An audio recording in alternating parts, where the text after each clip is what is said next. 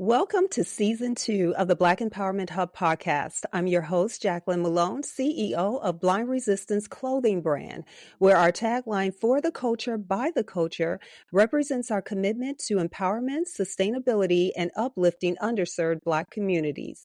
Thank you for tuning in. Please hit the like button, subscribe, and click the bell icon to stay updated on future episodes.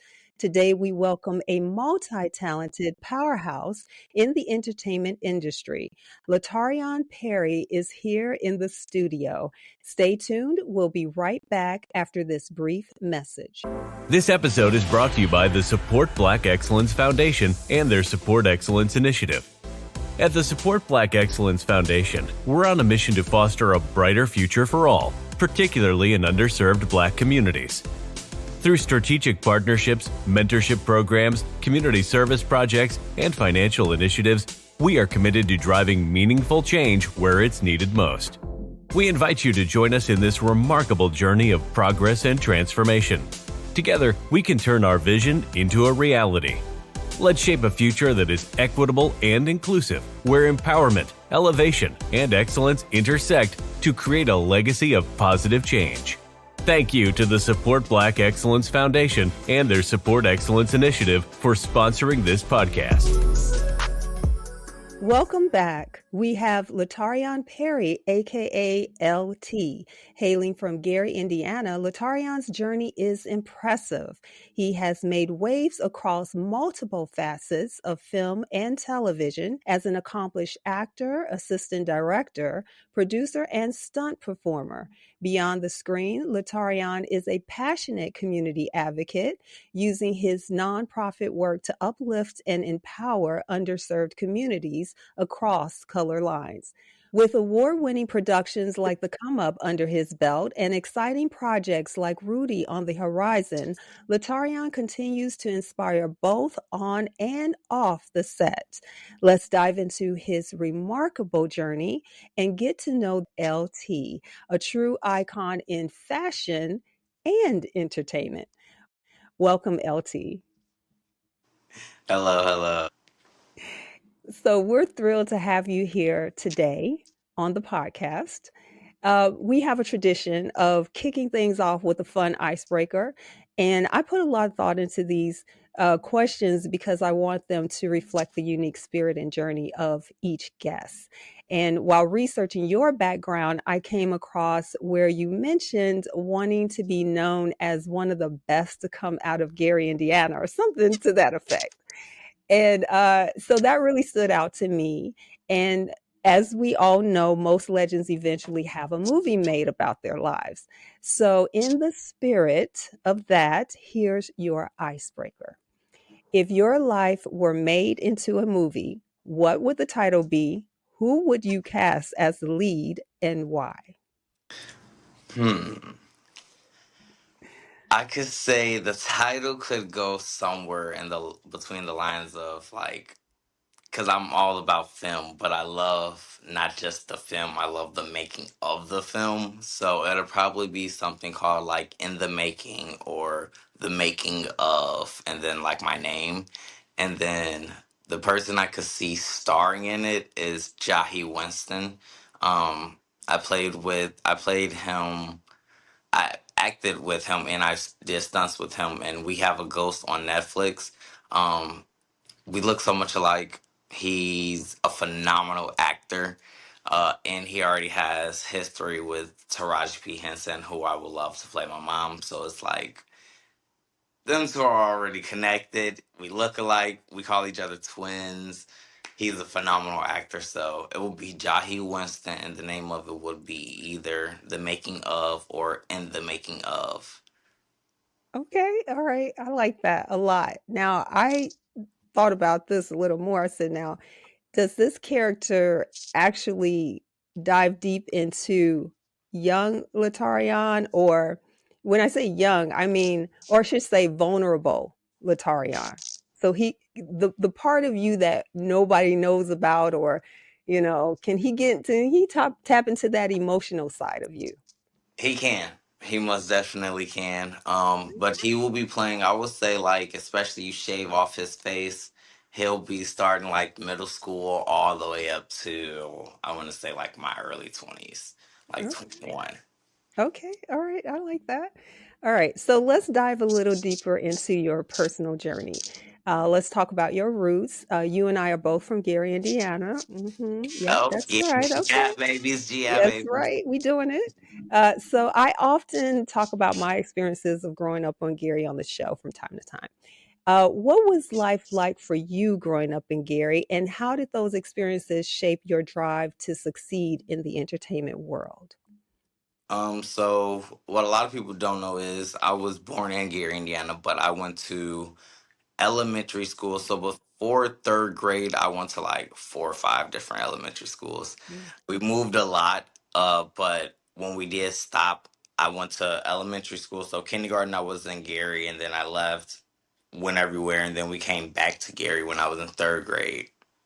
But I went to school in Portage, Indiana, and I lived in Gary, Indiana. So I kind of got to go around the school with all of the white kids and get the professional side while I lived in the hood and still got. So my mom always told me I got the book smart and the street smart. So I got the best of both worlds to where I still know how to move myself out here on these streets, but I still know how to act accordingly and professionally. So I could say that was one of the biggest things that I learned from Gary was always knowing how to keep my head on a swivel. However, but Gary also installed in me the work ethic.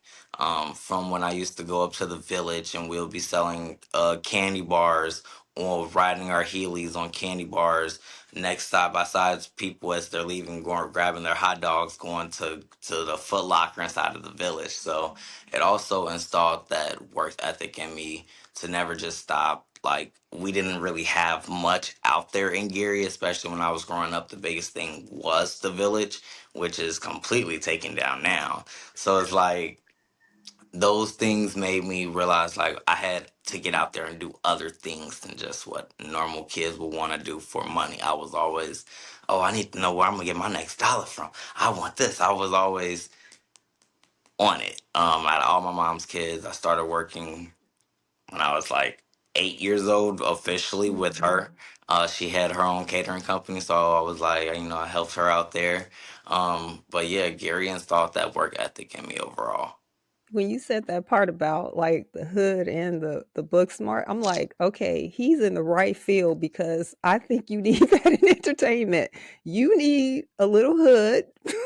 Mm. You need to know that street smart piece, and you also need to be very business minded as well. So that is interesting that you mentioned that. And then you talked about the village.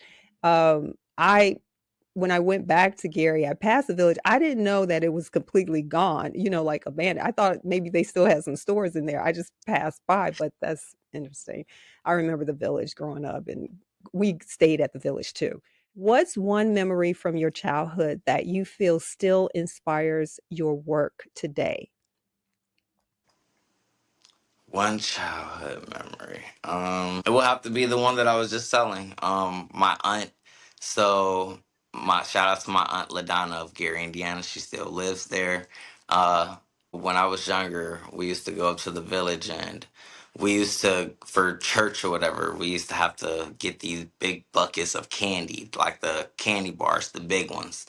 And back in the day, you could sell them for $1 and make a nice little profit off of them. So as people was coming in and out of the stores at the village, and for people who don't know what the village is like a mall.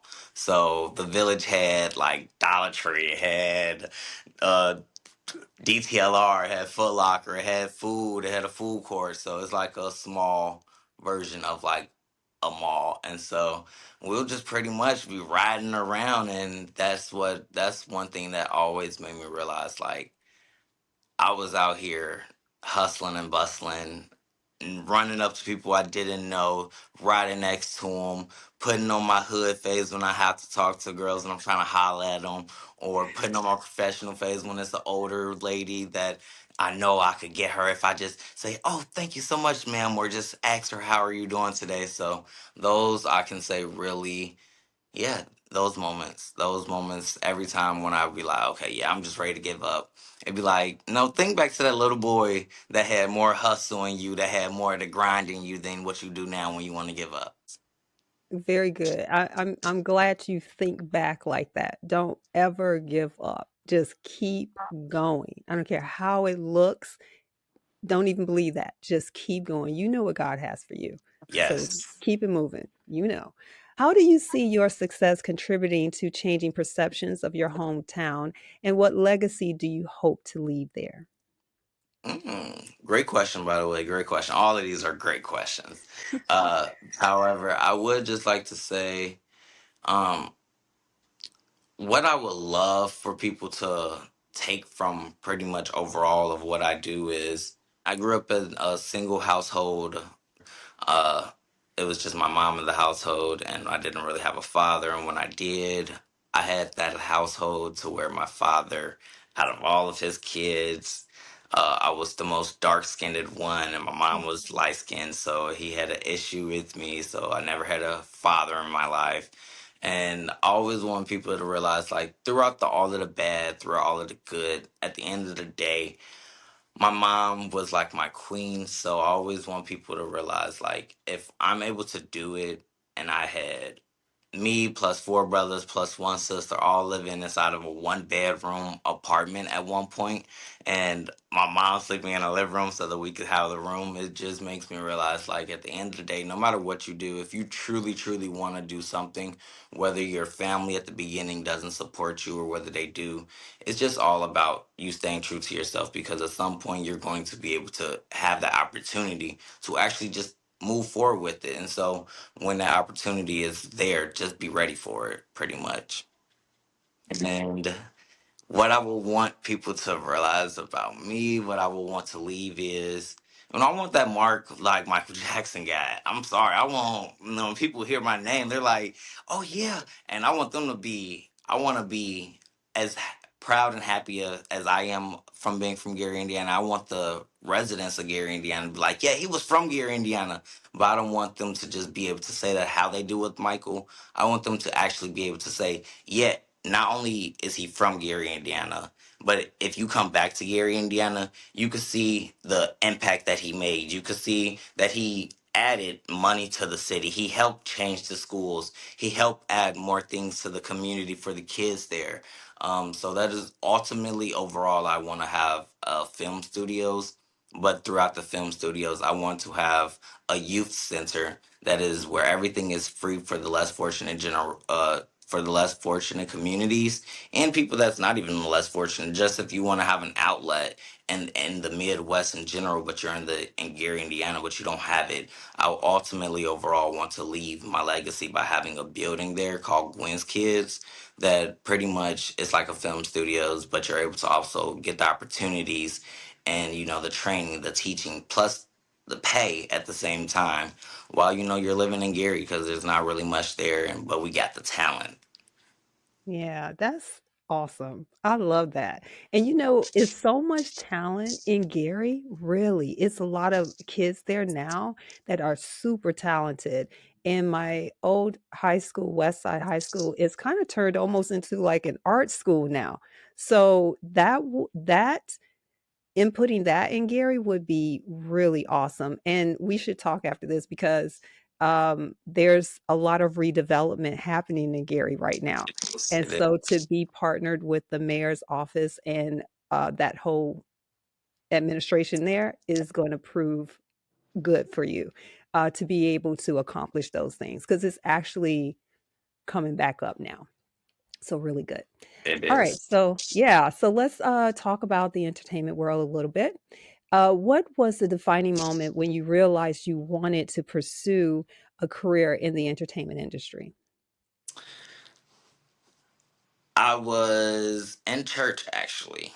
If you're from Gary, Indiana, one of the biggest things that you do in Gary, Indiana is go to church. Like, people can say what they want. We don't got nothing there. There's nothing but people, these type of people there.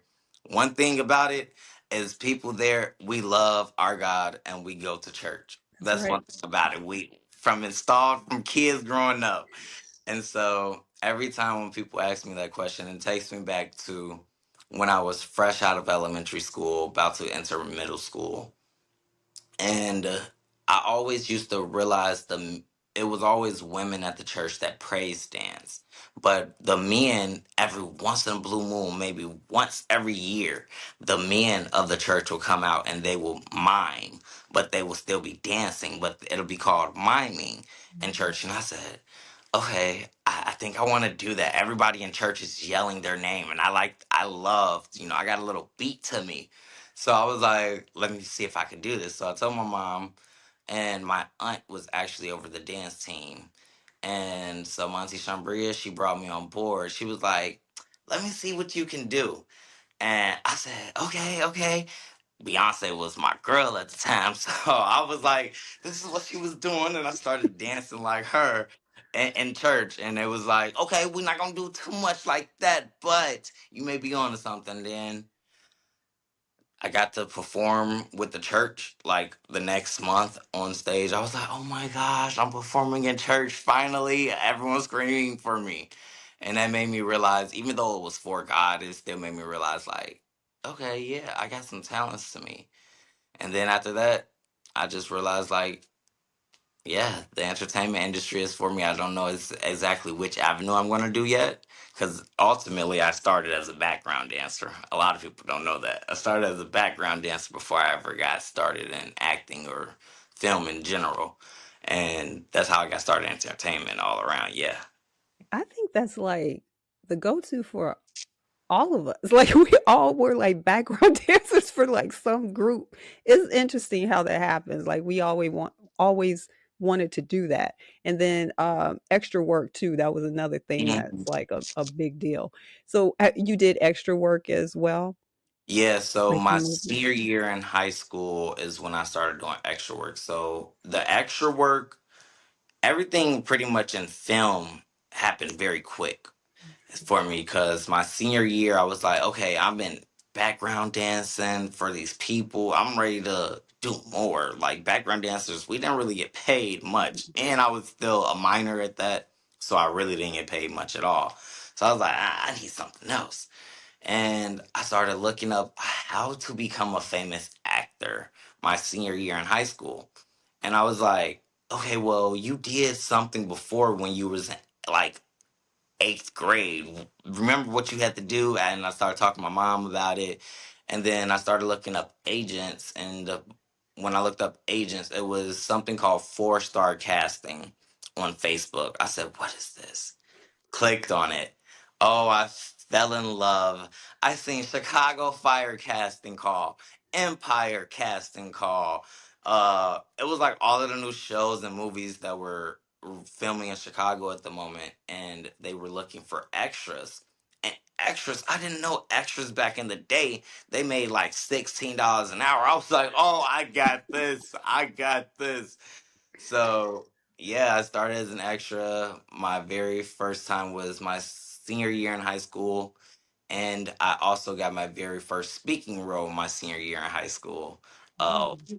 After I did my third time on set as being an extra on Chicago Med, I was walking back to set. No, I was walking back to base camp from set from Chicago Med, and the assistant director from The Shy seen me, and then Jacob Lattimore walked outside. I was like, oh my God, I'm 17. I looked up to Jacob Lattimore my whole life. I was like, yo. So yeah, extra work. I always tell people, get into doing extra work. That's how you get started. That's how you're able to learn. That's how you're able to get free classes, and by actually learning by being on set. I always tell people that. Man, that's awesome. I know you were super excited. Like, oh my God, I could just imagine how you felt with all of that Yes. happening for you. That's crazy. So, which of the many roles, actor, assistant director, stunt performer, which resonates with you the most and why? Maybe stunts. May have to be stunts. Either stunts or producing. But I say stunts because stunts, I get the best of both worlds. I get to be on camera, but at the same time, if the stunt is super tedious and pretty big for like the scene and is dangerous as well, then everyone on sets also, not only do they have to look at you, they also have to listen to you. So as being a producer, you get that bossy side. I get to tell people, hey, this, that, this, boom. And then as an actor, I get to sit there, people tell me this, that, this is what you do here, that, and the third. And so as a stunt performer, I get to not only do it, I also get to sometimes run it. And so it's like the best of both worlds. And sorry to say, I love every department in film, every single person. However, stunt departments, still to this day on every single set I have been on, they're the most efficient, they're the most ready. I learned the most out of every single field that in this industry from stunts. I learned the most from stunts because they handle talent, plus they also handle crew. So they have to mingle with the best of everyone. I had a list of questions to ask you about the stunts piece, but I want to know now before I'm going to ask them early. Well, a few of them I'll ask early, but I want to know how did you even get into stunts? Because when I think about stunning, it's like danger and it's just crazy, man. Like athletic ability, or because I'm just imagining blowing up stuff. I'm just imagining the craziest things in my mind. So I'm thinking, LaTaryion is doing stunts.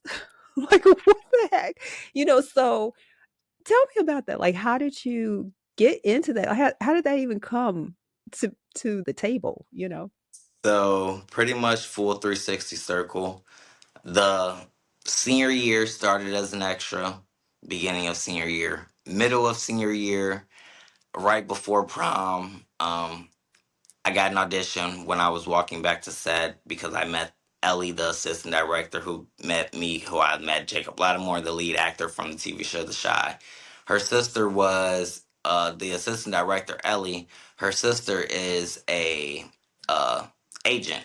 She helped me get my very first agency with her sister. She was my agent for a while. And I got an audition for the TV show The Shy the next day because of her, just from staying true and being an extra on set and walking. And pretty much after I walked on set, because I ended up getting, let's skip along, I got the auditions, went through the whole audition process, got the actual role. And went my very first time, it was on season 1 of The Shot. Went on set, went there. The stunt coordinator was like, "Hey, how old are you?" I had just turned 18, literally, like I want to say like 3-4 weeks before. So I was like, "I'm 18 years old. This is what they told me I have to do." And he was like, "Well, we have a stunt double here for you. Because your character, he has to do a stunt." And I was like, "What does he have to do? I want to do whatever you need me to do." This is my first time acting. I'm like, "No, I don't want no one to take my role. Like, this is mine. What do you need me to do?" Not knowing he only does the stunt for me. And he was like, "Okay, well, how old are you?" I said, "I'm 18. He said, "Okay, so what do you do?" I asked him, like, pretty much, what do I do? He walked me through it, and he seen that I actually had some nice little physical abilities to me, and I actually listened and I took direction very well. So not only was that good that I took action very well, but I also had the physical ability to me as well because I used to box and I was a junior Olympian at some point as well. And so he was like, Oh, "Yeah, wait, I'm sorry, I gotta stop you. The Junior Olympian piece. yes, yeah, I What? used to be a You junior can't just Olympian." drop that and then keep moving. So tell me, hit that first and then keep going with the story. Junior Olympian happened senior year in high school. Senior year of high school, I was just like, no, I have to know what I'm doing after high school. So I just pretty much put my all into every single thing I knew that I had talents for. That was running, that was lifting, that was any and everything. So yeah, I ended up going to California to run for the Junior Olympics 2017 with my track team called Track My Speed back in the day. I ended up, let's just say, I got to meet some of the greats like Sydney McLaughlin. I love her. And let's just also say overall, I got 9. So I did not make it to the Olympics, but I got 9. That's still And it that's was like a lot of us. So I got 9th overall. man. Yes, yes, but that's how it was for being a junior Olympian. But yeah, that's pretty much my life. I know I just was blabbing about a lot, but yes, the character I was doing, he had a stunt. The stunt coordinator asked me if I wanted to do it.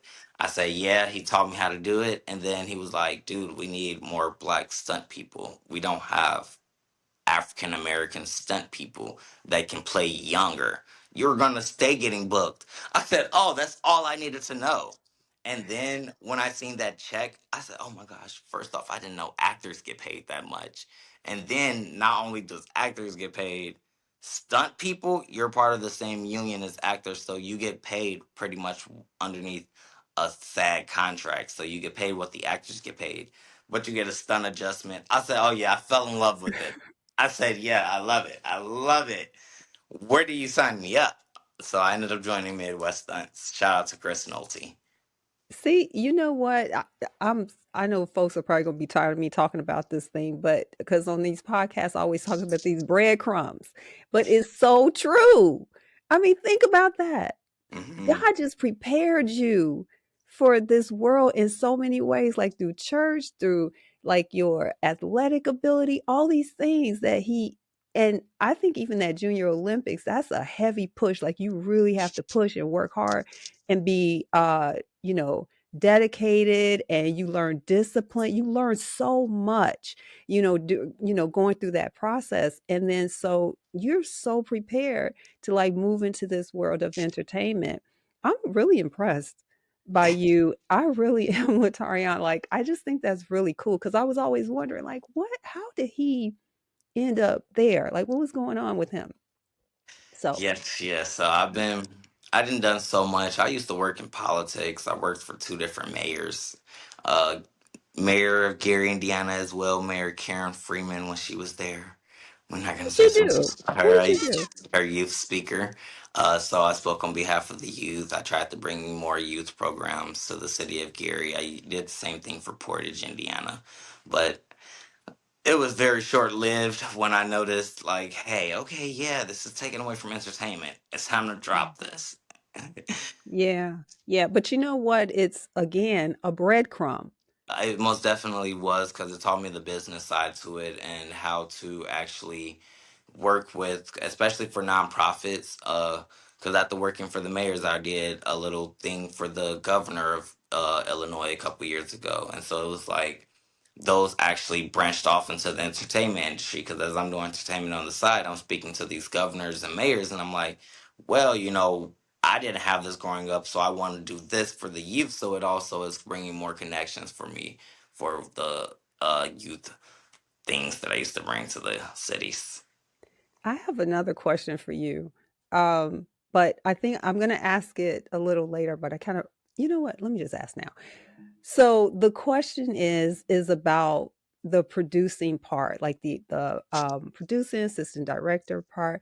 And how did you move into that? Was that just a natural progression, curiosity, and like, hey, I learned this stunning piece. Let me go learn these other areas of the business. It was actually because acting and stunts, I was like, okay, once I first got my first thing, I ended up getting booked like back to back for like 3 months straight, and I had like 3, 4 gigs. And so I ended up becoming Taft Hartley, and I had to join the union within like the very first month of my very first like small gig. And so once you join the union, it's like you're not able to do any non-union gigs. And then I was like, oh my God, I just paid $2,000 to join this union, and now I'm not getting any more gigs. Like, what am I gonna do? I'm about to graduate high school this year. Like, what's about to happen? I don't want to go to college. Ended up having to go to college for like a year, which I dropped out because the entertainment industry was for me. But yeah, it was just got pretty much chaotic from that point. And you just decided to go into like producing and like the back end or Yeah, the it was assistant just director? like I needed some extra money, so I was like, you know what? I love being on set. Let me go be a PA and just work on a set. And I ended up being a PA. Well, actually, little do people know, I started PAing when I was 14, stopped because it was boring. And I was like, let me focus solely on like sports. And then came back to it my senior year.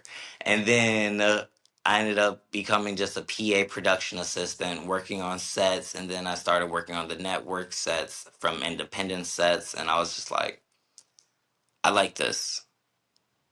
I like this. Hold on. Like, I can become an assistant director with doing this. All I got to do is just work 300 plus hours. I can do this. I was like, I got nothing but time on my hands. Like, I got this. And ended up training with a couple of DGA and PGA producers and directors. So I trained to become a director, an assistant director, plus a producer and an executive producer all at the same time. And so it was like kind of chaotic because I was learning multiple different parts and being multiple different assistants on multiple different sets. But altogether, it was like, okay, yeah. So this person tells this person what to do, but there's this department that if you want to go even higher and tell everyone what to do, you can do this. And so I was always the type of person, I need to know everything, and in order for me to know everything, just become the boss. And in order to become the boss, I ended up started training when I was 14, stopped from six. I did it 14 to 16, stopped from 16 to 17. And then I started back again when I was 17 and a half and became an assistant director when I was 19. Man, that is awesome. So, is there a additional talent or skill you've picked up during your career that would surprise people today? I mean, you have said so much that surprises me in a lot of ways, but is there something else that you picked up that we don't know about that would surprise us? I turned 26 this year, but I just learned how to cook, and I am actually really good at cooking. That was always my hidden talent. A pretty good cook. Okay, okay. What's your favorite dish? What can what can you cook? Give me some lamb chops, some smothered mashed potatoes with some little cheese or some loaded baked potatoes, and then some macaroni and cheese. That's like my specialty right now. Gets me in the Okay, chokehold. I do it like at least once a week. okay. Are you doing recipes or are you just I kind of am. winging Her it? name is Chef D on TikTok and on Instagram. I started making honey hot chicken because of her. Like she just be making some. Her her videos be looking good, so I use her recipes. Okay. All right, that's good. That's a very good skill to have. It's a life skill, right? We got to eat. So Yes. that's good. All right, so let's move on to Rudy. So in the movie Rudy, you were the executive producer, or what you might call showrunner, and you played Eric in the film 2 a.m. Those are two different roles. So could you tell the listening audience about those films and how you prepared for each role, including the unique perspective you brought to each? Yes. So for Eric and 2 a.m., that was actually a little bit more tedious. So I auditioned for the guy who played Eric's best friend. So Eric at the time, his best friend was like the supporting lead, and Eric was the lead at the moment. And I auditioned for the supporting lead. And when I auditioned for him, they said, this character's more rough enough. So I was like, I'm from Gary, Indiana, boy. I got this. This is right up my alley. So I just imagined how, when I was younger, how it was when I hung out with my cousins and I hung out with my best friends and I hung out with like my uncles, or even not even when I just hung out around them, how I just seen from the outside looking in from school and things of that sort, how it was when the kids was getting bullied or how they talked and their body mannerisms. And so pretty much I was into stunts at that point as well. And so stunts also helped me to where I had to start mimicking people's bodies as a stunt double.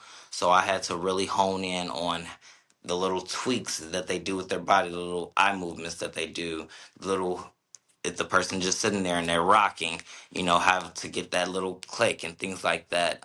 So for acting and for Eric, that's one thing that I really did have to hone in on.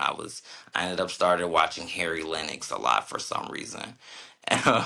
And I started watching a lot of him, and then I just started being able to really relax. One thing I always do, I always tell people, no matter who you are, no matter what you're doing, whether the role is calling for something super dramatic or something super small, I always tell people whenever they say action, when as soon as they yell action, unless it's like there's something that you have to do right after the action, if you're the first person up, sometimes, if you have a good director and they notice that you have to move on your own speed, they'll let you go on your own time. And so once they call that action, I always breathe in and I breathe out because, as an actor, sometimes we can tend to want to be dramatic and over the top and a little extra so that everyone can see us, everyone can hear us, or we feel like we're acting. We have to act different than how we normally are.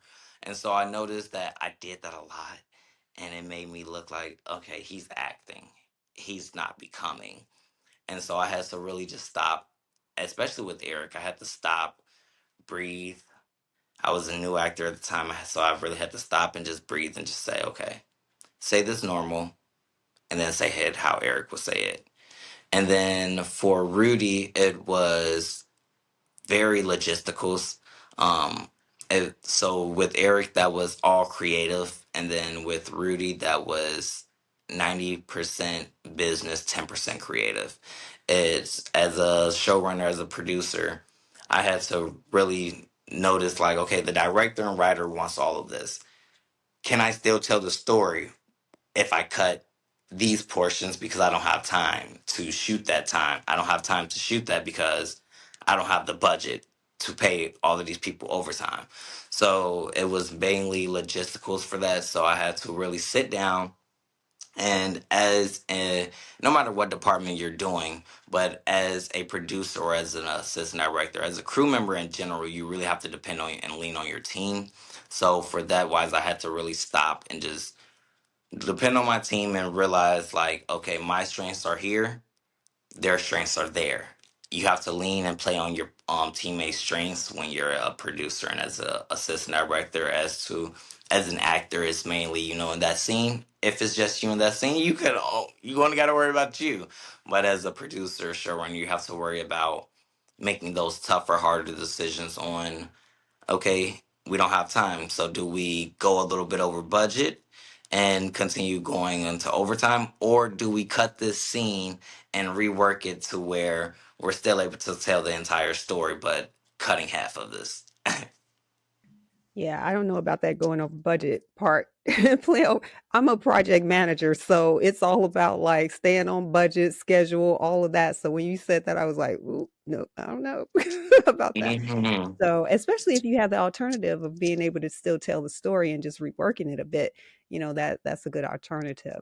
So, I'm it's really interesting about you working all of these different facets because what I love the most about your approach to the entertainment industry and what you're doing is that you're actually learning the business. You're not just, hey, I'm coming in being an actor, but you're really trying to learn every aspect of it. That is somebody who really will encapsulate and have longevity in a business. Most people don't dive into those different areas or are curious about those different areas because one becomes more lucrative for them, and it's just about that paycheck or whatever. Well, I'm doing well. I got this house. I got, but you really want to learn about the business. That's a love and deep passion for something. And I respect that because I think if you're going to do something, you need to do it all the way, know the history of it, know why you're doing it, because that's how you become that legend that you talked about.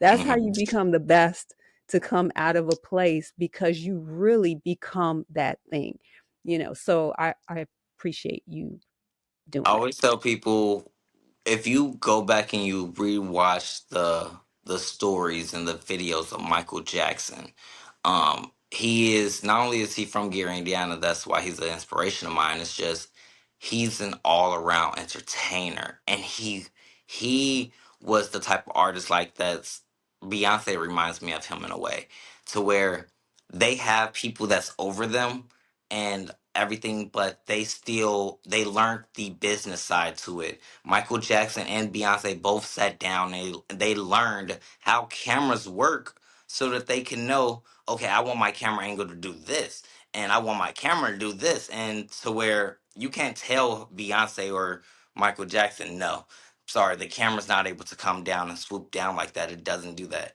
You can't tell them that because they did the research themselves, so they know how it is. So that's the type of person that I always, them type people, I took inspiration from, because whenever I sat back, I was like, okay, I want to be that type of person, the person that's able to bring it to life, but at the same time, I also want to let them. I also want to be over it to where I'm like, no, I need it to look like this. I want it to be like this. I want this to come down like this. And so I always draw inspiration from them too. I can always, I say, as entertainers, they are an entertainer, and Michael Jackson, most definitely, he is an all around entertainer to me. Yeah. I mean, listen, you're on the right track for sure. Just keep doing that. Keep doing what you're doing and then increase on it. I really love that. You're going to do some really great things. I just really know that. Let's talk about The Come Up. The Come Up is an award winning film that picked up some steam in 2021 and continues to do so with much buzz in 2024 and now 25. Justin Burns is an award winning writer and producer based in Chicago. I know he's going to love to hear he's an award winning writer and producer. But anyway, he wrote the pilot. And he is a graduate of Columbia College Chicago and the founder of Missed Turn Productions. And I believe you are a part of that production company as well. And I Yes. do want to stop here for a quick second and just give some love to Columbia College Chicago. I have some roots there, and so does my brother. And it's just a great school of the arts and has produced some extraordinary talent. And I was going to call out a couple names in this spot, but I ain't going to name drop right now because it's not about them, it's about you. So, but anyway, to learn that Justin Burns is an alumnus of Columbia College Chicago lets me know what type of company you keep in the talent realm. And so that's really impressive to me. So going back to The Come Up, tell us about the film, what the award recognition means to you, and where we can watch it and what's next for the film. Yeah, so first, winning the award, it was one thing about just winning the award, but it happened internationally. So it happened overseas. And so it was like we weren't even inside of the country when we won it. So I think that was one of the biggest impacts to it for me. It was like, okay, not only did we create the Chicago story for the Midwest, for the less fortunate, for the people that are like us, the black and brown kids that are growing up without these opportunities, or that just want to be able to see something that they made from their arts on TV. And so it took it to the next level when it was like, okay, we're not just in our hometown no more, y'all. Like, this ain't just Chicago. This isn't just Gary. This isn't just the Midwest anymore. Like, we're in Paris. Like, this is across seas. Like, this is huge. So that moment really meant a lot for us. And then being nominated last year for the Black Excellence Awards meant a lot as well. It just really was like a full 360 circle, as we do have 9 other awards that we did win. So it's just like it it's a really good feeling, to be able to see that your prize, your baby that you put your all into, other people notice that, yeah, that was worth it as well, and to be acknowledged for it means a lot. Now I can say 2025 has been something we've been waiting for with our company for so long, because we just started really implementing the works for everything as of 2024. So 2025, we're able to actually start now seeing the fruits of our labor. Stay tuned to our Instagram at Miss Turn. So that's MISSEDTURN. So Miss Turn on all social media, especially Instagram and Facebook and TikTok, as we did just close a distribution deal for the come up officially, signed literally 2 days after New Year's. We signed a deal. And so, yes, now we will be officially on a network come February. So, if everyone stays tuned to our Instagram, they'll be able to see the announcement on there. Okay, listen, I am not surprised about what you just stated. I saw that film on YouTube because that's where you guys made it available, free for everyone to just go and watch. It's still out there, it's really good. Initial pilot. And I said, wow, this is really nice. And I want to tell you like three words that came to me when I was like watching the film. One was struggles because it opened up with struggle. It struggles. Dreams was another because it just showcased, even in the midst of the struggle, you see the dreams. It's a lot like your life in a way of how you were describing you growing up in Gary, and you had these dreams, and then but living through this struggle piece. And then identities. That was another word for me that came up. Tell us about your role on the film. Yes, so pretty much same thing with Rudy. I am the producer, the first assistant director on this one as well. So pretty much I'm the showrunner for it. So I oversee anything logisticals wise, all production operations. I help with the creativity portion every here and there as well. With uh, especially when it comes down to set, I pretty much have the last final say so on if we're going to be able to essentially shoot everything that's in the script or not. That's how it was. So once we got on set, we shot it in 6 days. It wasn't 6 days, but only 4 of the days were full days. The other two were not. Um, of course, everyone got lunch meals every day on set. This was a SAG after set, so this was actually my very first SAG after a union set that I got to produce. So that was a little nervous as well. I was like, oh Lord, if I mess anything up, the union's gonna get me, and I don't want that. So I was so nervous because we had just turned 20 years old when we were filming this. So it was like, oh my gosh, oh Lord, this is my first time. Don't want to mess up. So yeah, it was pretty nerve wracking at the moment, at the time. But I always tell people as well, no matter what it is, if you truly want to do it, and if you truly love it, then don't stop, just keep going. And so, got to being able to see it all, especially after doing it on super, super low budget. Uh, I can say we shot this underneath $30,000 altogether. And that was post production, the travel for the film festivals that we won, and everything. So yeah, it took a little minute, but yes, I can say 2025 with the come up is going to be something that a lot of people just not want to miss. And the special part is at the company, we will keep the original pilot on our YouTube for free for anyone to go and watch. I think that's great. That's wonderful. And I love that you're doing, again, all this back in work and learning this. At such a young age, you're really handling some big stuff. I mean, it might be what you consider like a low budget, but a lot of times these low budget films are the ones that blow up. Like they're the best pieces of work. And this one will be too. And It's, they're the most memorable. yeah. I just did a Nickelodeon shoot, Slime Time promo.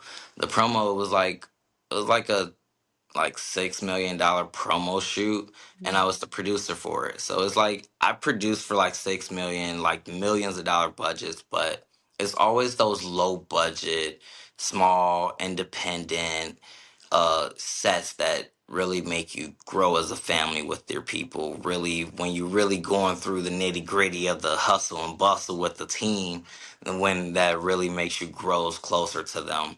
Whether I have Unlike the other sets where I got like 150 PAs just all standing around looking at me. I rather, I love those sets where I got 25 strong PAs that are all standing up, covering each other's ass, not just staring at each other. One person leaves, they know what to do. So I like those type of things. Yeah, that's pretty awesome, man. I could hire you. That's for sure. Like you can manage some teams and do some things. I got my mind going over here. I'm like, okay. So let's move on and talk about projects like we have a Ghost and Chicago Med. We had mentioned Chicago Med earlier, and or Chicago PD. We mentioned. You worked on so many films out of Chicago. It's just crazy.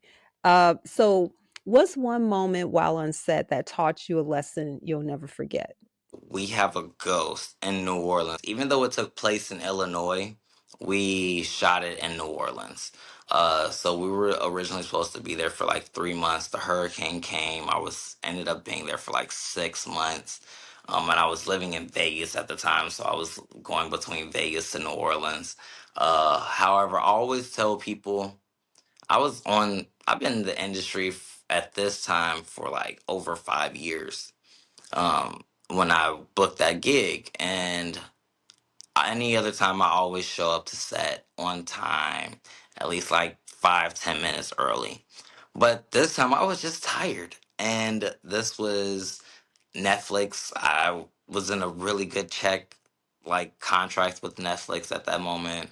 Um, I can't say too much, but it was to the point where it was like I had a little bit more leadway and I wasn't just that newbie that I used to be. So I slept in one day, and I ended up coming to set on time, but my call time was like 9 a.m. And I showed up to set at like 9:01. I was pulling up at like 9:01, and I had to do a stunt that day. And I told you, stunts, they're the most efficient. They don't play. They be on it.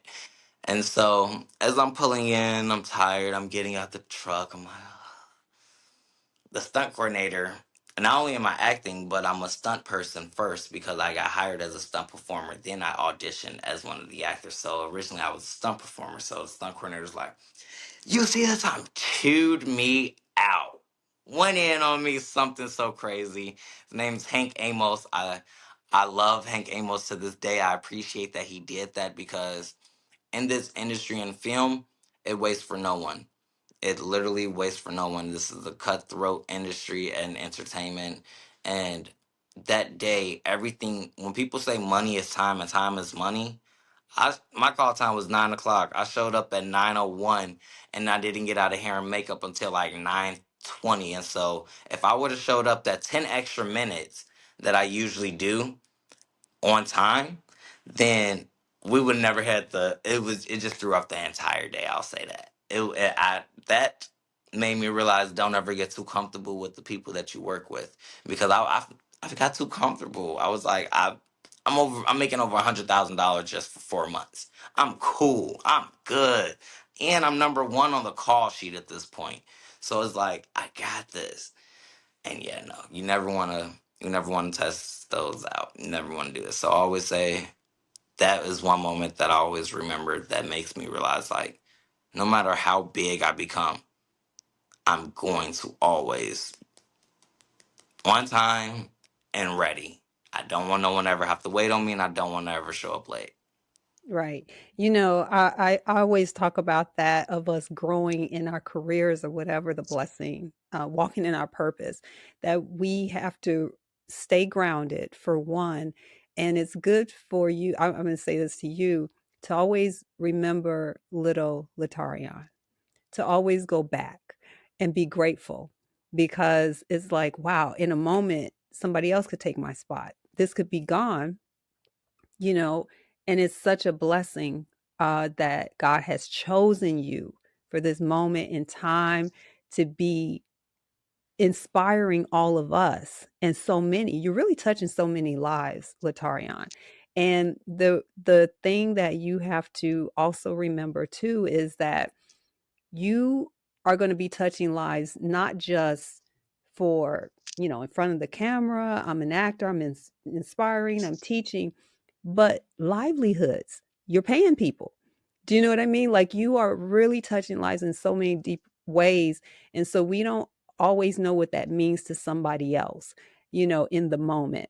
So I appreciate that you got that lesson for yourself and you remember that. But I just say, remember little LaTaryion and say, whoa, I don't care what goes on. I'm always grateful.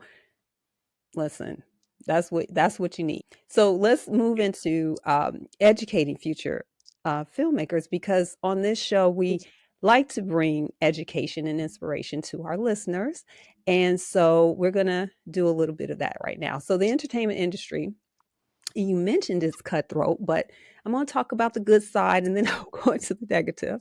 So, the entertainment industry is a dynamic and multifaceted ecosystem, combining creativity, innovation, and storytelling to captivate audiences through various mediums. On the other hand, some might describe the entertainment industry as a highly competitive and often exploitative field marked by disparities, gatekeeping, and a tendency to prioritize profit over authenticity and equity.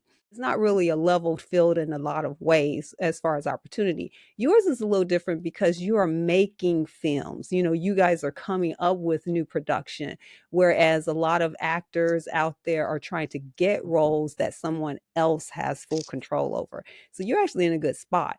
But just considering all of your experiences, good and bad, in that, what is something that you wish you had known coming into this business that you now know today? It's not gonna be easy. You're not gonna get more yeses than you do no. Just referring back to what you were just saying, how I'm a producer, so now it's a little bit easier. If I do want to act, I just have my writers write me in a role that I want. I'm the producer, cast myself. But at the same time, I do have an agent and a manager to where I keep my acting a little bit separate from what I'm producing, so it's not like that, and I still have to work for those goals and for those gigs, because I always tell people when I'm watching like videos and stuff as well. I forgot who it was, but he was saying like every single no that he got from the industry, he took it and he absorbed it and he ate it as his daily meal. So that when it was time for, so every time that he got more of those no's, he kept getting more and more full off of it. So that when it was time, he walked in there, he was ready for when it was time for that yes.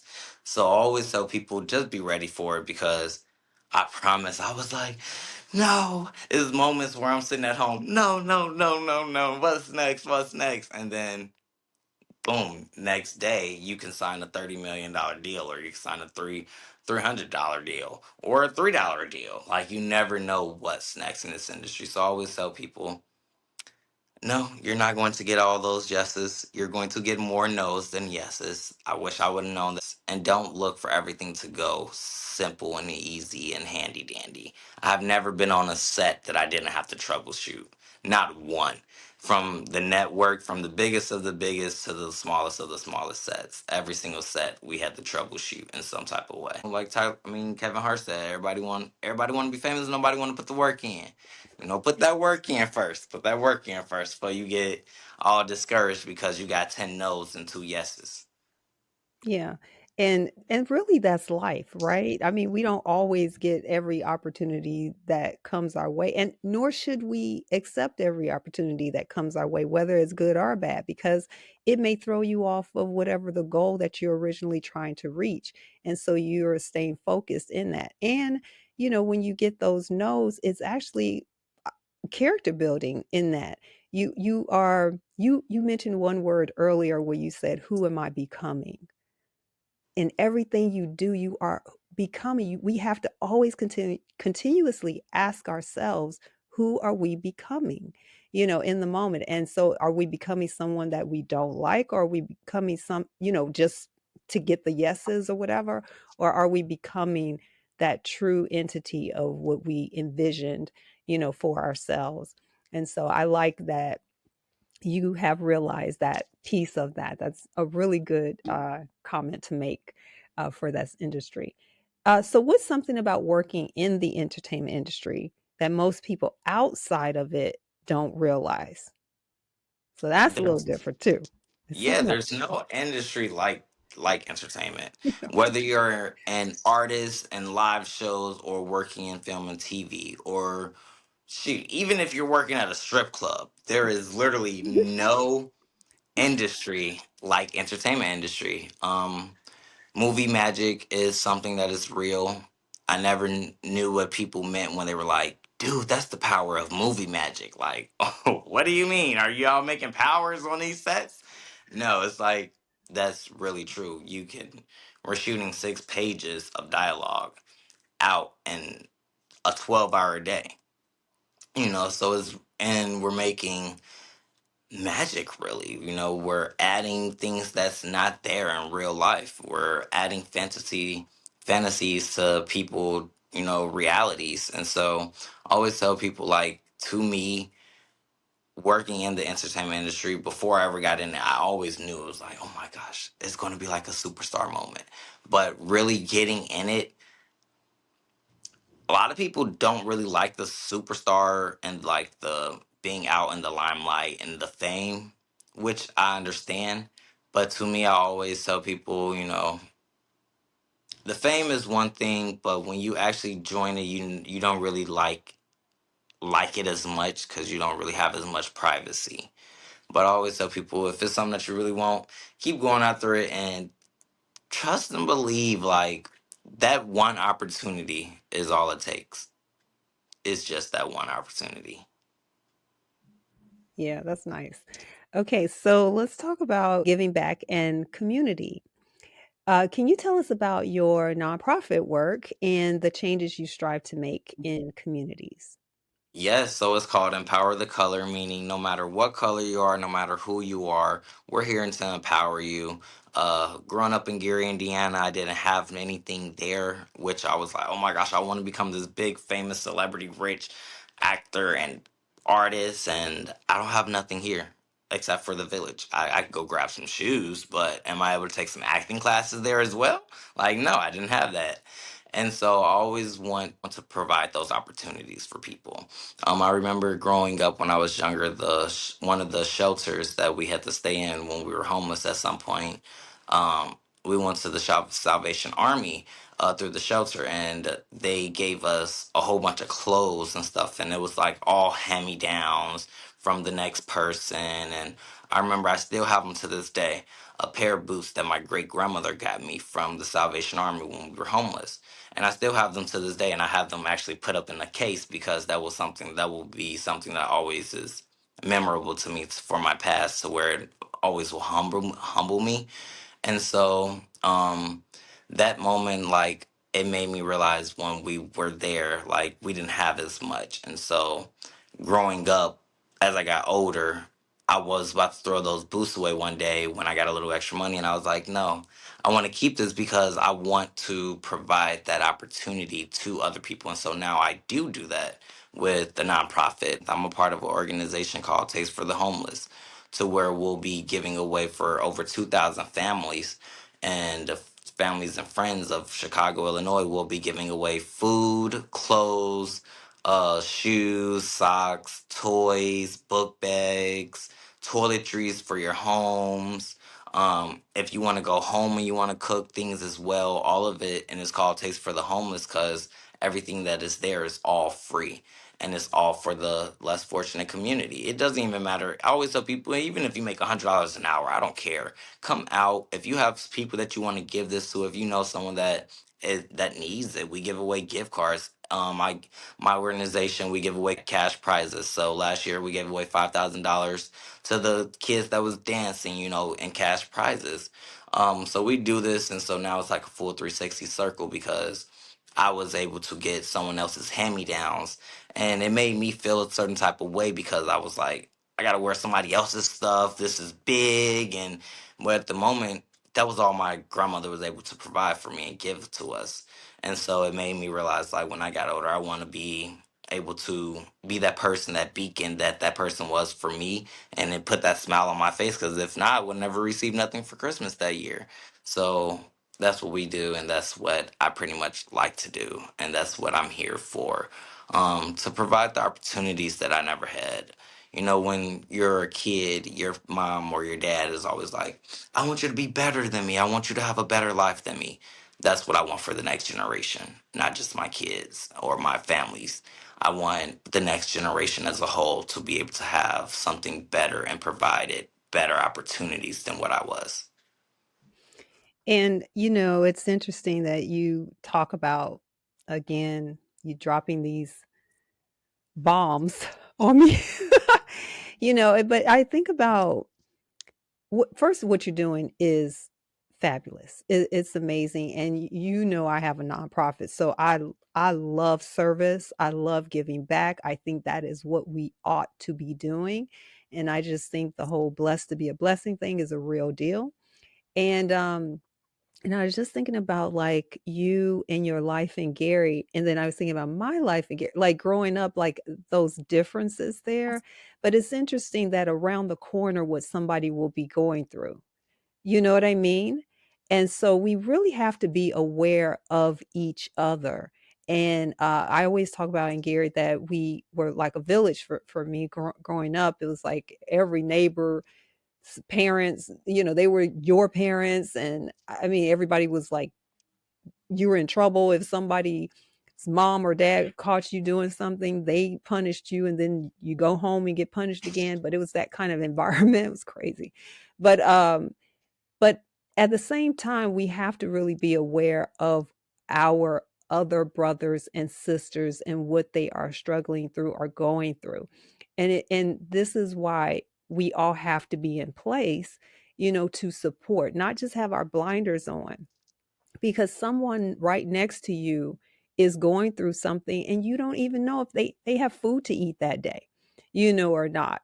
But I will always say too that these experiences do shape us, because look at you today, who you have become because of those experiences, and now you are able to give to thousands, if not more, eventually, of individuals, which is a greater thing. So God always has a plan for us, no matter what. It's just crazy. It blows my mind.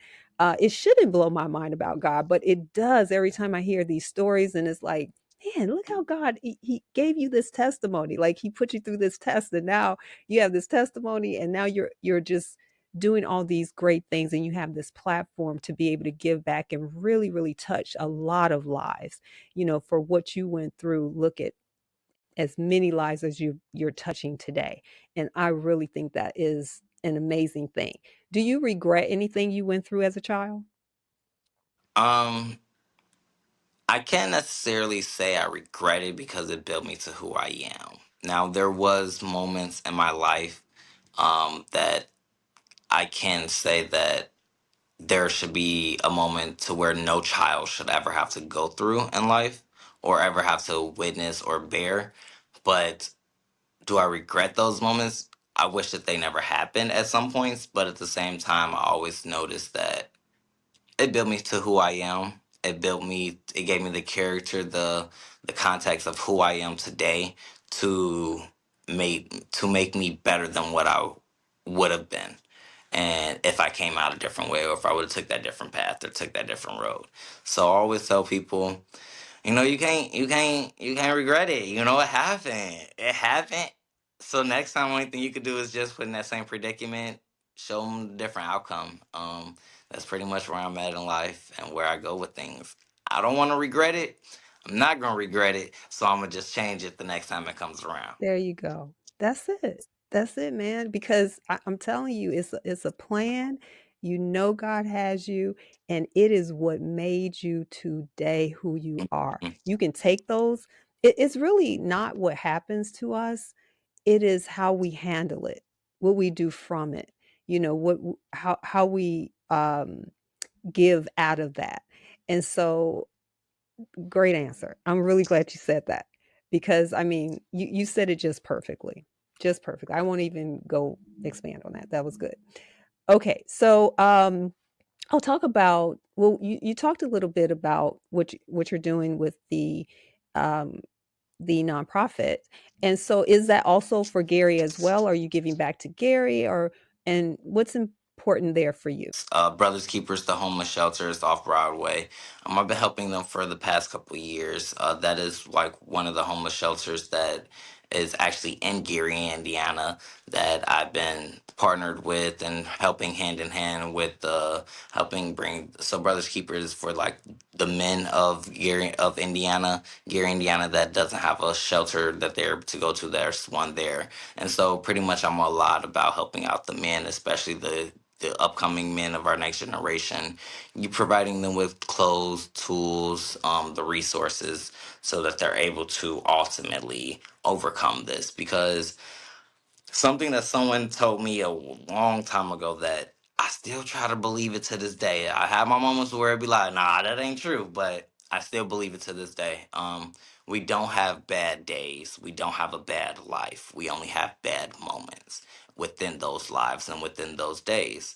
And so I always try to be that person. It's that provides someone with a moment of joy, a moment of happiness, because it's hard out here, especially getting older. It's very hard out here, and so yes, it is for Indiana as well. Ultimately, the festivals that I'm doing in Illinois at the moment, before 2026, because I actually will have my land in 2026 that for my uh film studios that I was telling you about. And so by that point, I actually would love to start doing and bringing back the Michael Jackson tributes that they used to do every year in Gary, where they used to have the Jacksons come, and then they used to be right there at Roosevelt behind the Jacksons' home. And uh, I used to love it. I used to go every year. Just loved it. That was a big part of my life growing up as well. Going to that, it was every year. It was like something that meant so much to me, and I strongly disliked when Gary stopped doing it because of the funding. But I was just like, this was something that we needed. It was very inspirational to us. So I do plan on bringing that back, but on a larger scale to where everything will be free and we give back to the community and give different resources as well. When I was growing up, I never got to meet celebrities, just Mm. meet a celebrity like that. So I want to provide that to the next people because it's like, if you're able to get a gift and you get to meet someone that you watch on TV that you love, heck yeah, that may just inspire you to go back home and do something. Who knows? That person maybe was going to take their life or take someone else's life, and you just inspired them to go about it because they have more to live for. So that's like what it's all here for. Our channel subscribers prompted the following questions regarding what they wanted to know about you. So we did a little bit of a poll with them. And so the first is, what would you do if you weren't in the entertainment industry?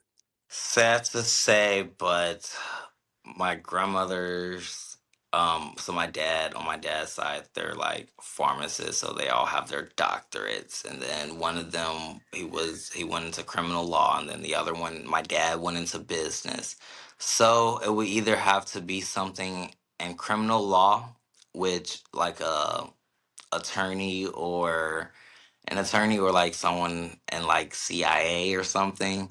And if not that, then it would have been business management. So working for campaigns for governors and things of that sort. I'm so glad I did not go into either one of those. Yeah, but it's interesting because I can actually see you doing that, especially but when you mentioned the CIA part, I'm like, that's Yeah, I probably went to more him college. because, you My know. freshman year in college that I dropped out. I actually went to Columbia for 6 months, but I graduated that. That was just a student off class for acting and directing. But I went to Purdue University in Fort Wayne, and I went there for criminal law my very first year. And yeah, that made me realize like I don't want to do this. I don't want to do it. No, no, no. Yeah, it was just too much for me. So I praise the Lord every day about this career that He blessed me with. You know what? I used to work for law firms for many, many years, and I too have like individuals in my family that are attorneys, all this type of stuff. And I actually did want to become an attorney. And I remember talking to one of the senior partners on the phone, and I was telling him, I was like, "Yeah, I'm thinking about going to law school, blah blah blah." He's like, "Don't do it." He said, don't do it. I was like, you're a senior partner. How are you telling me don't do this? And he's like, well, if I could, do it all over again, it just takes so much time. And I have a lot of regrets, like with his family and things like that, because he wasn't around. So he has different stories like that. But then I had another attorney to tell me, oh, do it, but go into patent because we need more patent attorneys and blah, blah, blah. Anyway, I didn't do it, either one. But, but it's in my blood, still. But I understand that you just got to follow the path that, is given to you. But I could see you excelling in whatever it is. I think you would have put your whole heart into whatever path that would have been for you. All Thank you, right. thank you. Yeah, of course. You're great. So what do you enjoy doing to unwind or stay inspired when you're not working? I love a good run. I love to go for a good run. But I love eating. So I love trying new foods. This is something ever since I started cooking the last like year and a half, I've been exploring more food options and getting my food palates like larger. Like I didn't notice that I actually like sushi. I don't like the raw kind. I like the ones that's like wrapped up with like the little leaf stuff, and then they got like the little rice and stuff in there. I like that stuff. I like it. And so it's making me realize like I've been eating a lot more of different type of foods, and traveling more. So mainly because of work. So anywhere that I go for work, I've been trying to really just take like a week or a couple days to myself and stay extra to travel and like really go about those areas. Like I was in New Mexico and Albuquerque. Nothing there. Nothing there. I explored. Yes, there was nothing there. There's nothing there but mountains. So yeah, that's pretty much what I like to do now. I get me a nice little wine here and there. But yeah, I really just like to relax, and I'm big on family, so I'm a family man. I was just enjoying your answer. We are so much freaking alike. Like it's crazy because, well, that running part. See, you like to do like I used to run like marathons and do all that stuff with my church. We had a running club. But I used to be out there and say, why am I here? Like it was this love-hate relationship. So I don't know. But if you don't do it, then you get upset. Like you don't Yes, feel so good because you that's don't me. do I'd it. be like, oh, I'm about to go for a jog. I feel so tired. I can't wait. And then when I'm out there, I'll be like, okay, I'm ready to go in. It's Right. cold. It's hot. Why am I here? So Why? yeah, I get that. I get that.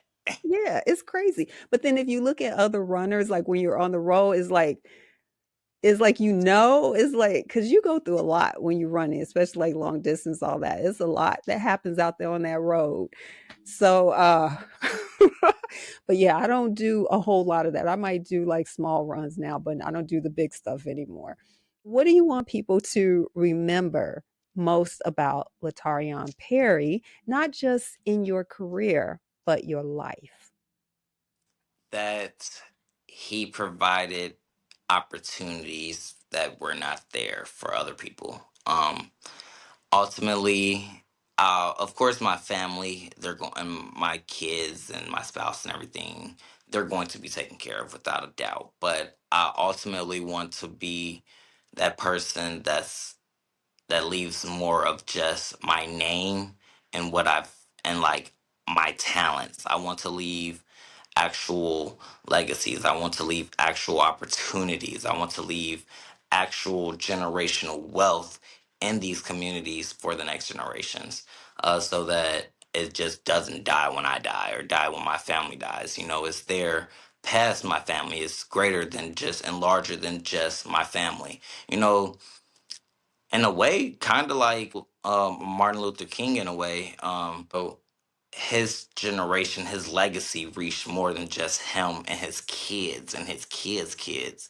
It's reaching our kids and our families that are larger than just on the scale of what his small family. And so that's ultimately what I want to do. I want to be larger and to leave larger impacts outside of just my family and my family's family, to where it's like I'm touching others people's families, that they're able to touch someone else as well.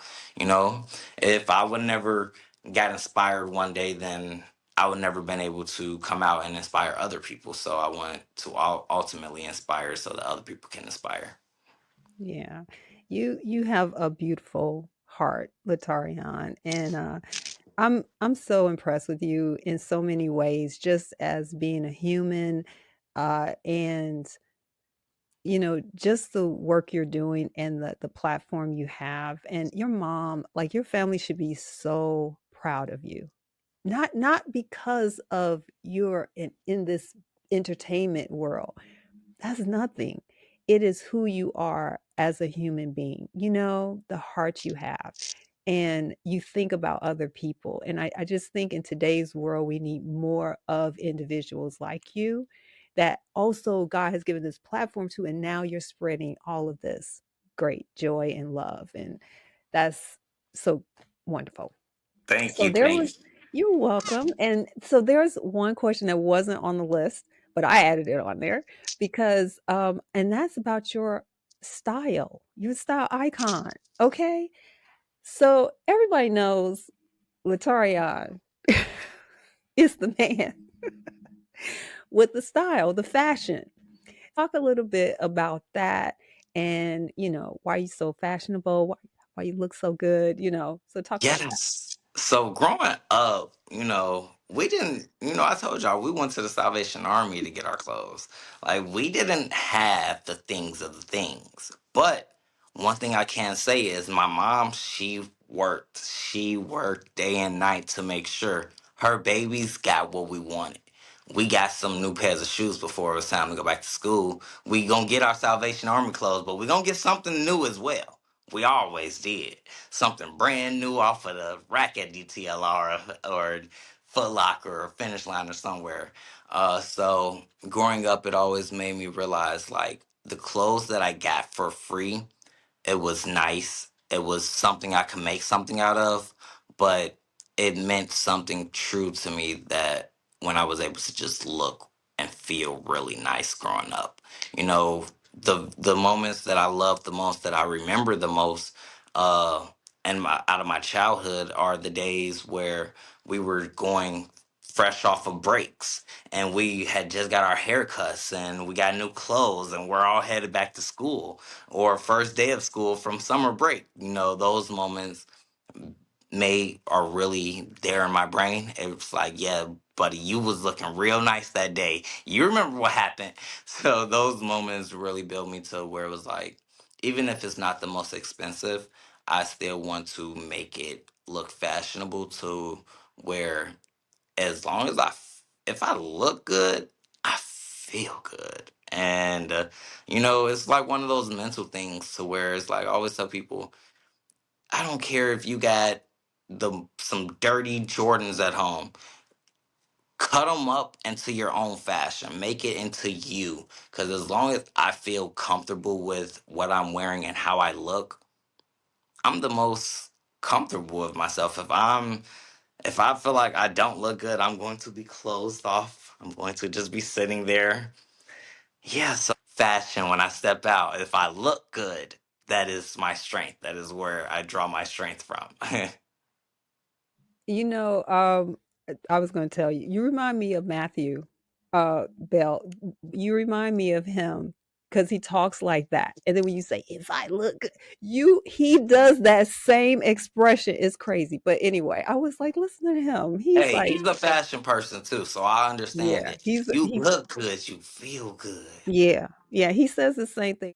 But I love that, but you do look good. Thank you, All thank you. right. So we're coming up on the closing now of the interview, sadly, because you're so good. I'm enjoying this conversation. So, what motto or advice keeps you grounded and motivated through life's challenges? So, do you have a special something you like to say? Everything for me still relates back to my childhood, and it all is like a full 360 circle. So everything still goes back to God for me. And it goes back to the very, very first uh, Bible scripture I ever learned. And that's Philippians 4 and 13. That no matter what, I can do all things through Christ who strengthens me. That's just one thing that I always stuck with. Something at moments and times where I get overwhelmed, or I just start freaking out, or I just want to break down and cry because today was just a lot. I just breathe and I take a moment. I look up and I speak to my ancestors and I speak to God and I just say, you know what? I can do all things through Christ who strengthens me. That's it. Like, I got this. I got this. I've been through worse. And every time when something worse happens than what was just worse, I think of even worse. And I'll be like, well, I've been through something even worse than that. So what's the worst that can happen? I make the same mistakes? No, I'm not going to do that. So I got this. Yeah, you do. You got this. Thank you. Thank you. Yeah, you Yes. do. You're a great guy.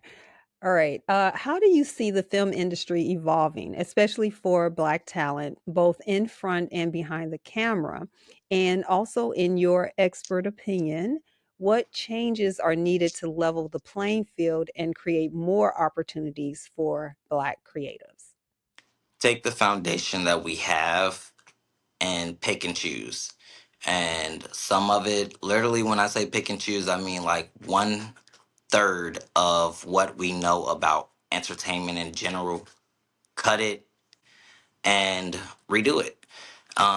That's what we're doing with our production company. We're not going and abiding by regular industry rules, regular film rules. Unless if it's like a union and you have to follow a certain rule, yes, we're going to follow that rule. But other than that, we're not sticking to what regular stories people and telling them how people want. Oh, this is how they were always told. No, in a way, we're breaking that boundary like Tyler Perry did.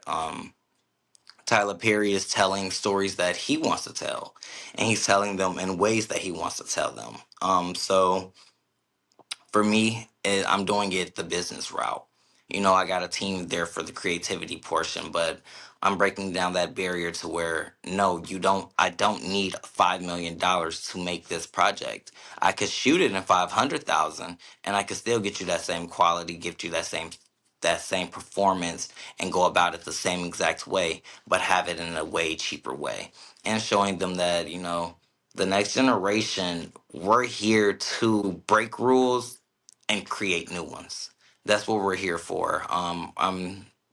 I go on so many different sets and people are like, no, like this has to be done this way, or this is like how it is. And I'm like, says who? Who said that this is how it has to be? Who? You did? Or the person that trained you told you that this is how it has to be and there's no other way? When we could just take 2 extra minutes and get it a little bit cheaper, or do it a little bit safer, or do it a little bit easier. When I don't want to just be those type of people that's like, no, it's this way and that's the only way. That's a lie. Indie versus network, they don't all abide by the same rules. That's a reason why I'm like this, and a reason as to why I notice, like, give it to me, I'll do it. When people are like, no, like, we can't do that, or no, that we're not able to do that. Okay, I'm younger than you. People say that our generation, we don't really think as much, and we're just quick to just move on our actions.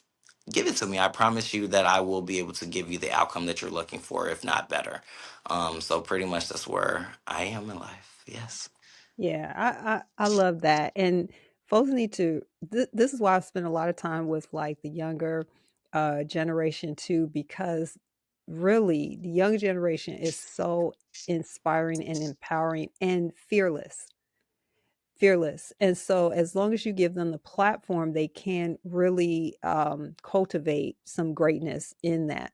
And so and you're doing that. And so it's like no is not an answer, because there's always a way.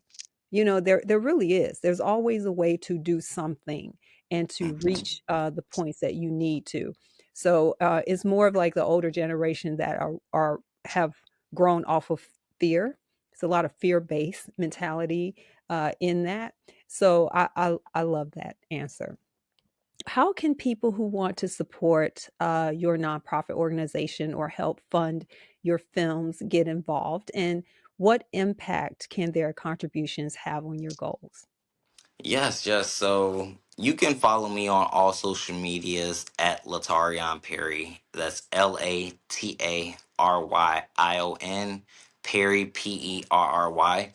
And you're able to go on my bio. Whether you give me a like, a follow, or comment, or even if contribute and donate to our GoFundMe. In every single way, it just lets me know that you're there to support me. It gives me another viewer, another follower that contributes to my success, that contributes to my ego in a way that helps me. It strokes my ego, and it lets me know that, okay, I'm not doing this just for speaking to thin air. I'm doing this and I'm speaking to other people. I'm reaching other people. So whether you contribute and donate to our projects, which will be very much so helpful, and you'll get credits and the projects, or even if you just go and view our story and you just give a like to one of our posts or just comment underneath one of our posts on our trailers or something, it goes a long way. Well, I'll tell you, I'll be donating. I'll be giving something, a little something, something there to support. Thank you, thank you, You're thank you. And I welcome. always say, in this industry, it's the full 360 circle. D-Lo and G Herbo both, when I very first got started out at 14 and 13 and 14-year old, they both allowed me to be their background dancer and, took me underneath their wing. And now, years later, I just produced one of D-Lo's album listening parties, and now I'm also producing an event, and I got G Herbo, and I just booked him as my headliner. So it's like, it's a full 360 It circle, so I is. always tell people that. Yeah, it is. It is. That you just man, I can just talk to you for I could talk to you for so long about so many things. I'm telling you. I want to say first, thank you so so much for having me as well. This was very beautiful. And usually when I do interviews with people, sometimes people they just interview me and their questions, and just you could tell that their energy and what their motives or what they're looking for is not there. They're really looking for gossip, or they're looking for industry drama, and they know I know about this, or they know I know this person. And so I truly appreciate you and your questions and you taking the time. It means a lot. Oh, you're welcome. And on this show, it's about showcasing you in your best light, giving you your flowers, honoring you as the human that you are and the work that you do in the industry, not when you're gone from this world, but here and now, and that you become an inspiration to many that will watch this episode. Because what we're having here, I'm building what I call a digital encyclopedia of I won't just say black because we're going to have a lot of diverse folks on the show too. We're going to bring some diversity to the show, but we want change makers, people that are impacting. So you're part of that uh, digital encyclopedia, and folks need to know You about you. thank you. When they come Thank back you. and look back in 2024 and 2025, they're going to see what were these people doing when they look up and they have to write that bio about you in school. Remember, if they want to make a movie about he was on this show, let me go look at some interviews he did. Okay, yeah, That's true. yeah, we're making history here. That's what we're doing. That's what it's Yes. all about. And we're telling our own stories on this podcast. That's what it's all about. We want to see who's really rising in these what they call the underserved communities. These communities that the forgotten communities. It's not forgotten. Look who's coming out of these areas. Look who's doing some work within the area to rebuild them up, because I think we can actually do that. We don't have to wait for anybody else. We can do it. So That's that's true. what this is about. All right. Hmm. All right. So thank you so much, LaTaryion, for sharing your inspiring journey, passion for storytelling, and commitment to uplifting underserved communities. Your dedication to excellence on and off the screen is a shining example of what it means to use your platform for meaningful impact. We appreciate your time, insights, and the inspiration you've provided to our listeners today. Thank you so much. Thank you. To our listeners, thank you for tuning in to another powerful episode of the Black Empowerment Hub podcast. If you enjoyed today's conversation with LaTaryion Perry, please take a moment to like, share, and leave a comment. We'd love to hear your thoughts. What inspired you most about LT's story, and how will it motivate you to make a difference in your community? Let us know in the comments below. Don't forget to subscribe and click the bell icon to stay updated on future episodes. Together, we can amplify voices, inspire action, and create pathways for positive change. Let's keep empowering each other, lifting our communities, and building a future we can all be proud of. Stay empowered, stay involved, and always remember, real change begins with us, within our communities. See you next time.